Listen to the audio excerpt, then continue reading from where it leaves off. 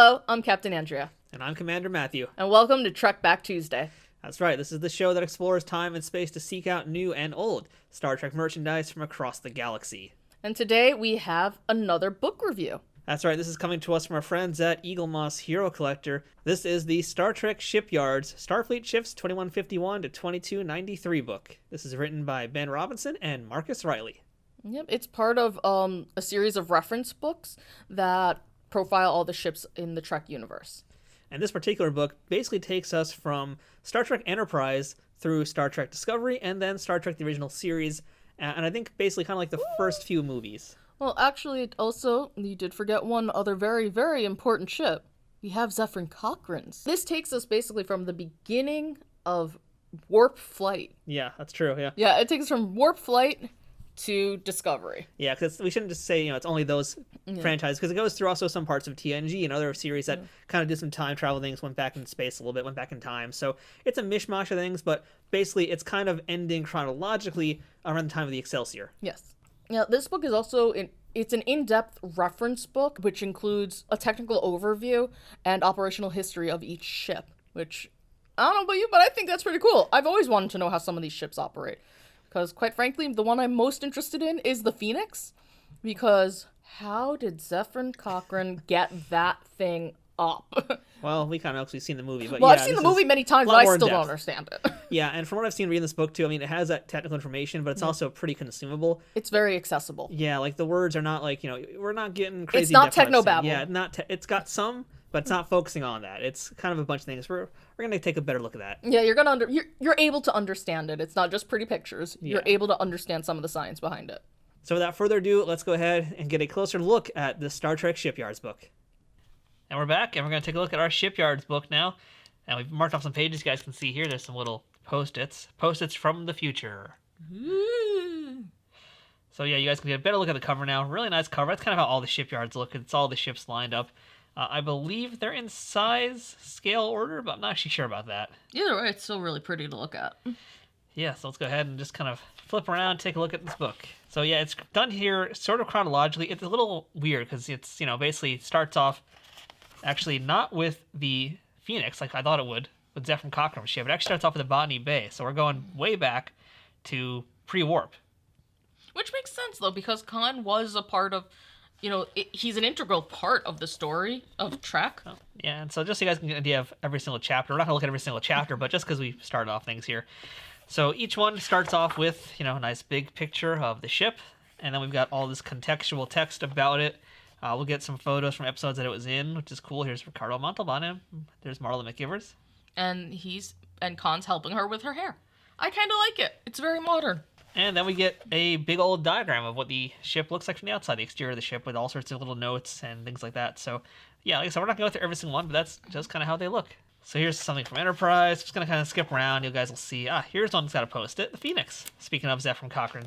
I happen to really love the Phoenix. It's kind of an odd-shaped ship, I know, but then again, it's the first ship capable of warp, so it makes sense that it would be a little bit awkwardly shaped.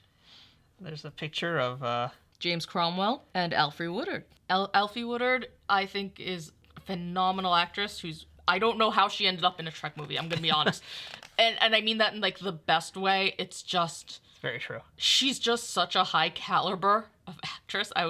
It's sort of like when you see all the, the A-listers ending up in a Marvel movie.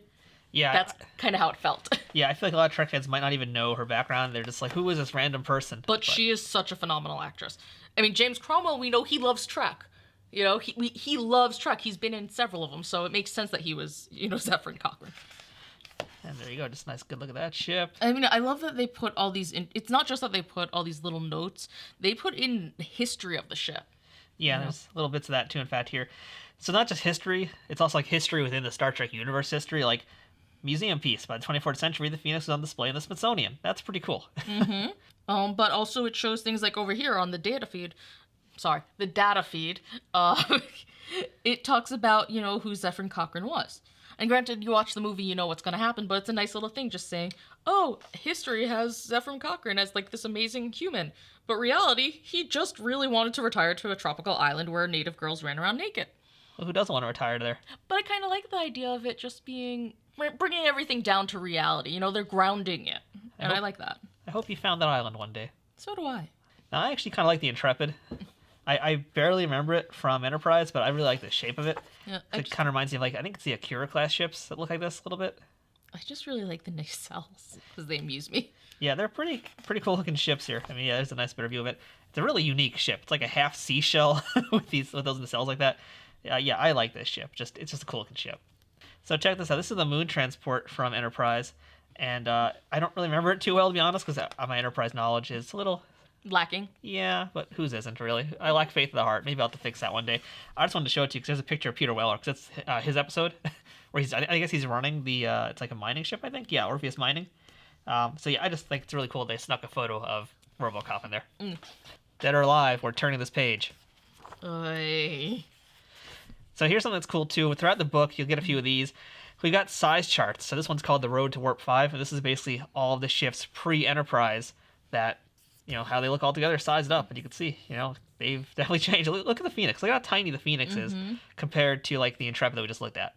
Or look at it compared to the ECS Fortunate. Yeah, like one of the boomer ships. Yeah, it's... I mean, this is incredible. I absolutely love that. And then we also get significant events. So, again, continuing the timeline because, you know, if you really think about it, this we'll see it better actually in the next section. But, yeah, we've got Wrath of Khan here, and then we've got Enterprise, but we also have First Contact. So it gets a little timey-wimey, if you will. But this is a great way to keep track. I mean, the fact that they even have the 90s in there. Yeah, exactly. Oh, yeah, because Khan's from the 90s. Khan was a 90s kid. How scary is that? And, is it a good thing we didn't have the eugenics wars? It's like, you know you're a 90s kid if Nintendo, Kool-Aid, and Khan oppressing you. Oh, God. I shake my head at you. Let's get into some Starfleet stuff. And yeah, of course, you got the NX-01. We'll kind of bounce around from here, folks. But yeah, I mean, obviously everybody wants to see that Enterprise. Look at how great this diagram is. So the cool thing about this book, too, is, like, I was concerned that it was going to be really wordy. And as you guys can see here, like, it's just right. This is, like, consumable for anybody. This is extremely accessible. You get to learn the history of the ship, get to learn some ins and outs, you get to learn maybe some facts you hadn't known before. You get to see, and then you get to see a lot of it. And that's kind of the important part. Like, here's a cool little bit here. The NX-01 was always intended to carry phase cannons, but they were only fitted several months after she was launched. That's kind of fun to know. Yeah. But yeah, like, really, it's easy read. Like, there's not stuff that's really hard. You can go as deep as you want to get with it. This is kind of like a great entry point. But I think it's also good for, like, the hardcore fans as well. Oh, absolutely. And I say that here especially because, like, you look at these diagrams and... yeah, I mean, there's all sorts of little things here, but it's not like we're looking at every single piece of wiring on the inside. I'm pretty sure there's a book just for that, or there will be soon enough. But yeah, just enough information to kind of wet your whistle, give you a good amount of knowledge, but not overload you. Makes it really good for something like Star Trek Jeopardy. Here's one of my ships that I dislike the most, the Daedalus class. I hate this ship. This is the most hideous ship. I mean, you have to look at it because it's in the book. We have to talk about it, I guess, because it's there, but I hate this ship. Look, the only thing I like about this ship is that I'm pretty sure they based those snowball scoopers. Yeah. I'm pretty sure they based it off of this. That's what it looks like to me. Yeah, it's terrible. Yeah. And as you can see here, it's shown up quite a few times throughout Star Trek history where it's been mentioned, this class of ship, because it's here in, I think this is Return of the Archons, I'm pretty sure this is from. This one, I think that's Piece of the Action. And this one over here, I don't remember this one, but again, it's like, here it is in TNG. So this ship gets around a lot. Yeah, that's been mentioned over the years, yeah. Yeah, just look how stupid this thing is. It's just dumb. I'm sure there was a purpose for it. Yeah, they had like $20 in the budget. They're like, hey, get that ice cream scoop over here. All right, so now we're in Discovery Land. I know you were into this one here. This is the Shenzhou. I like the Shenzhou. This is Philippa Georgiou's ship, which is what we first see when we get to the first episode of Discovery. And since I love Giorgio. And this book has a lot of the Discovery ships, but mostly it's the ships that we saw from like that first season and the Battle of the Two Binary Stars, I think it is, or the Battle of the Binary Stars. I'm pretty sure it'll say what it is here, but here's a cool diagram of it. I just really like the design. It's different. It is very different, yeah. I mean, I know that's kind of obvious, thing to say, but I just really like it. There's something kind of sleek to it. It is, and I also like the little lilac satellite dish there. Yeah. the deflector dish, that is. It's really cool seeing this, and that's kind of the nice thing is, here's Discovery, obviously. Everybody knows about that. So I kind of want to skip ahead, because I want to show you guys like all the other ships that you didn't see, like the Kerala. Again, these were just ships that were there as part of that big battle in the first 2 episodes that you didn't really get to see much beyond that because most of them really didn't survive. Here's the Shran. I know you're a fan of this ship. I mean, I don't know if I'd say I'm a fan, but I just thought it was kind of cool. I like the design. Named after Jeffrey Combs. Yes, it's named after Jeffrey Combs. It's the U.S.S. Jeffrey Combs. It's basically what it should be called. Yeah, but, it's when I look at it like this, and I think of a spinning, like a can that I'm going to open or something. I don't know, I just like the design. It's just kind of neat. Yeah, I think that's most of the ships. So here's the cool one. This is one of my favorites, actually, the Reliant, also from Wrath of Khan. Oh, yeah, I remember that one. That's the one that right before Chekhov gets his earworm. Yeah, there he is. There's Chekhov with Tyrell. And now look, there's Khan. Khan's everywhere. It's really nice pictures, too. Like, I was worried they were going to be, really grainy, because, again, this is an older movie, but all the pictures are actually really nice, vibrant, kind of restored. They look really good. The ship that kind of started it all? The Enterprise. I figured we should at least talk about it for a hot second. I guess, but that's kind of the cool thing about the ship is, this is only a footnote in it, because there's so much more. I know, but I figured, it's the Enterprise. This is literally the ship that started it all. Yeah, check it out. They've even got from the original pilot some shots of it there. Look, it's Captain Pike. I don't know if it mentions Captain April or not here, though. I didn't actually... Captain April? Yeah, the first captain of the Enterprise. I did not know that. Yeah, that's some real deep, nerdy stuff for you. And that's why you're the one who has the Trek podcast. So here's one that's really kind of fun. The Bozeman. Yeah, the Bozeman. So, yeah, like I said, I already kind of like this type of Miranda-class starship. This is a Soyuz-class starship, but they're very similar. This is the part that's really fun, though. Yeah, that's part everybody likes is these things up here. To me, it looks like almost a Star Destroyer from Star Wars. And I always thought these were lasers, but apparently they're not lasers. What are they? They're sensor pads, or sensor pods, rather. They're like, yeah, these are like not weapons at all. They're actually for sciencing. I don't know. It's unique enough that it stands out on its own, but it's similar to the rest of the stuff that you know who they belong to. And this belongs to Frasier. Mm-hmm. There he is, Captain Morgan Bateson.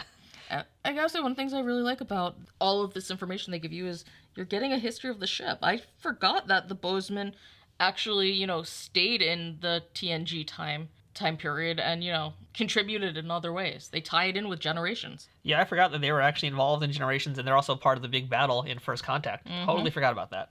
See, that's why this book is such a good thing. You get all sorts of, reminders and whatnot. Like a reminder of this jerk bag here, Captain Styles. Look at that. That's just a jerk. That's a guy who definitely is frowning. He is a frowny man.